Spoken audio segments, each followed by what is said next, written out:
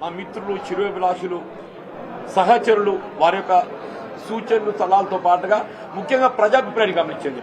ఇవాళ ఏదైతుందో కేసీఆర్ గారి యొక్క నాయకత్వంలో పనిచేసే ఒక అవకాశం మీరు అన్నట్టు 2014లో నాకు వచ్చింది.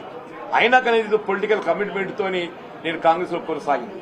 బట్ ఇవాళ పరిస్థితి లోపల ఏదైతుందో నేను వ్యక్తిగతంగా కాంగ్రెస్ లో ఎదుర్కొంటున్నటువంటి ఒక మానసిక ఇబ్బందులకు తోడు ఏదైతుందో నాకు రాష్ట్ర హితం ప్రధానంగా కనబడుతుంది చెప్పి ఎవరికైనా ప్రజా జీవితం అనేది రాష్ట్ర హితం అని చెప్పంటారు.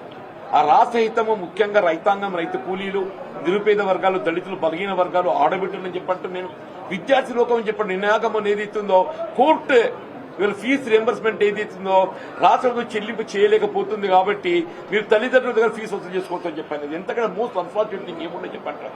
ప్రభుత్వం యొక్క వైఫల్యానికి ఇంతకంటే పెద్ద నిదర్శనం ఏముంటుందని చెప్పంటున్నాను. వీళ్ళు విద్యార్థులంటే రాష్ట్ర భవిష్యత్తు, దేశ భవిష్యత్తు అని చెప్పంటున్నా. అటువంటి విద్యార్థి లోకానికి ఏది ఇస్తుందో ఇవాళ మనము భవిష్యత్తు చూపెట్టలేకపోతున్నాం అని చెప్పంటే పాలన అనేది ఏ విధంగా కొనసాగుతుందో దీన్ని బట్టి ఊహించవచ్చు అని చెప్పంటారు. తప్పకుండా ఇవాళ మీరు ఏదైతే ఇంత అంటే really you need not come up to this place నాకు రావాలన్నట్టు మీరు రావాల్సినందుకు నిజంగా మీకు అందరికీ, మీ మిత్రులకు అందరికీ నేను ఈ స్థాయి ఈ దశలో ఏదైతుందో వీళ్ళ కేసీఆర్ గారితో కలిసి పనిచేసేటువంటి అవకాశం నాకు రావటం, వారి నాయకత్వం కలిసి పనిచేసేటువంటి అవకాశం రావటం నేనైతే అంటే ఇవాళ జీవితం ఎవరే కానీ ఇవాళ నా జీవితం ఒక చివరి స్థాయికి వచ్చింది. I seen enough political public life. నా సుదీర్ఘ ప్రజా జీవితం 4 దశాబ్దాలు నేను గడిపింది.